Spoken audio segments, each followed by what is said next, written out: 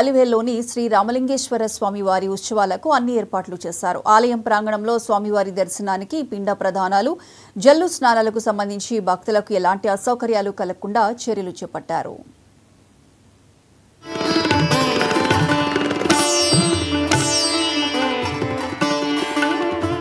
దేశంలో దక్షిణ కాశీగా పేరొందిన శ్రీ రామలింగేశ్వర స్వామి వారిని దర్శించుకునేందుకు తెలుగు రాష్ట్రాల నుంచి ఏటా దాదాపు 2 లక్షల మందికి పైగా భక్తులు ఇక్కడ జరిగే ఉత్సవాలకు తరలివస్తారు.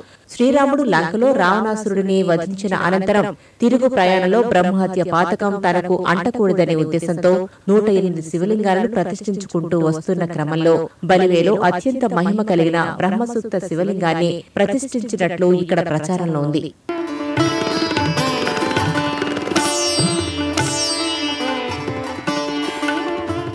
ఈ బ్రహ్మసూక్త లింగాన్ని దర్శించుకున్న, అభిషేకాలు చేసిన వారికి సకల పాపాలు తొలగుతాయని భక్తుల విశ్వాసం. ఆలయాన్ని దర్శించుకునే సమయంలో భక్తులకు దాహార్తిని తీర్చేందుకు, స్వామివారికి అభిషేకాలు చేసేందుకు నీరు అవసరమై ఉన్నందున లక్ష్మణుడు ఆలయం వద్ద బాణాన్ని సంధించి తమిళేరును సృష్టించినట్లు పురాణంలో ప్రస్తావించినట్లు ఆలయ ఈవో సీతారామయ్య తెలిపారు. రావణ సంహారానంతరం ఆయన అయోధ్యకు తిరిగి వెళ్తూ సతీ సమేతంగా వెళ్తూ బ్రహ్మహత్యా పాతకం తనకి అంటకుండా ఉండాలనే ఉద్దేశంతో ఆయన 108 శివలింగాలను ప్రతిష్ఠ చేసుకుంటూ వెళ్ళారు. ఈ 108 శివలింగాలు ప్రతిష్ఠ చేసుకుంటూ వెళ్తున్నప్పుడు మార్గ మధ్యంలో ఈ బలివే గ్రామానికి కూడా ఇచ్చేసి ఇక్కడ శివలింగాన్ని ప్రతిష్ఠించాడు. ఇది బ్రహ్మసూక్త లింగం. ఈ బ్రహ్మసూక్త లింగాన్ని దర్శించుకున్న, ఈ బ్రహ్మసూక్త లింగానికి అభిషేకం చేసుకున్న, మనం చేసుకున్న సకల పాపాలు తొలగిపోతాయని చెప్పి పురాణాల్లో చెప్తున్నారు. కాశీకి వెళ్లి పిండ ప్రదానం చేసుకోలేని వారు సాక్షాత్తు మహావిష్ణువు స్వరూపుడైన శ్రీరామచంద్రుడు ప్రతిష్ఠించిన ఆలయం ఇది. ఇక్కడ పిండ ప్రదానం చేస్తే రెట్టింపు ఫలితం వస్తుందని భక్తుల ప్రగాఢ విశ్వాసం.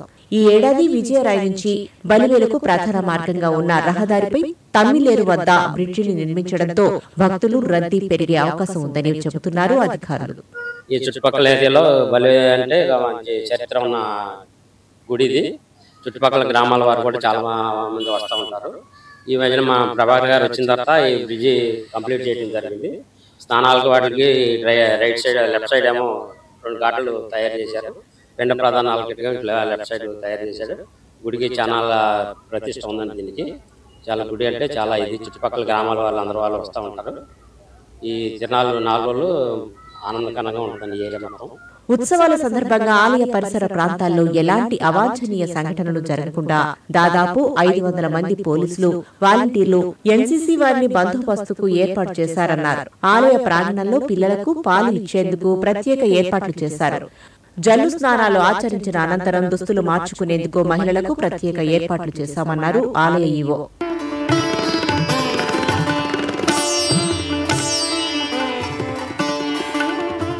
బలివే ఉత్సవాలకు వచ్చే భక్తులకు ప్రత్యేక రవాణా సౌకర్యాలు ఏర్పాట్లు చేశామన్నారు. 26న ఉదయం 10 గంటలకు స్వామివారి కళ్యాణం జరుగుతుందని, అనంతరం ప్రత్యేక అభిషేకాలు, పూజలు నిర్వహిస్తామన్నారు. భక్తుల కోసం ఆలయ ప్రాంగణంలో స్వామివారి లడ్డూ ప్రసాదాన్ని అందించేందుకు ప్రత్యేక కౌంటర్లను ఏర్పాటు చేసినట్లు తెలిపారు.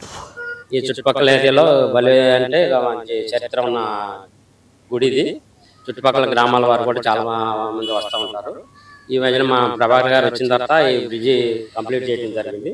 స్నానాలకు వాటికి రైట్ సైడ్, లెఫ్ట్ సైడ్ ఏమో 2 ఘాట్లు తయారు చేశారు. పిండ ప్రధానాలకి లెఫ్ట్ సైడ్ తయారు చేశారు. గుడికి చాలా ప్రతిష్ట ఉందండి. దీనికి చాలా గుడి అంటే చాలా ఇది. చుట్టుపక్కల గ్రామాల వాళ్ళు అందరూ వాళ్ళు వస్తూ ఉంటారు. ఈ తిరునాళ్ళు 4 రోజులు ఆనందకరంగా ఉంటుంది ఈ ఏరియా మొత్తం. ఈ నెల 26 నుంచి ఉత్సవాలు ప్రారంభం కానున్నాయి. భక్తుల కోసం ప్రత్యేక ఎగ్జిబిషన్ షాపులను ఏర్పాటు చేశారు.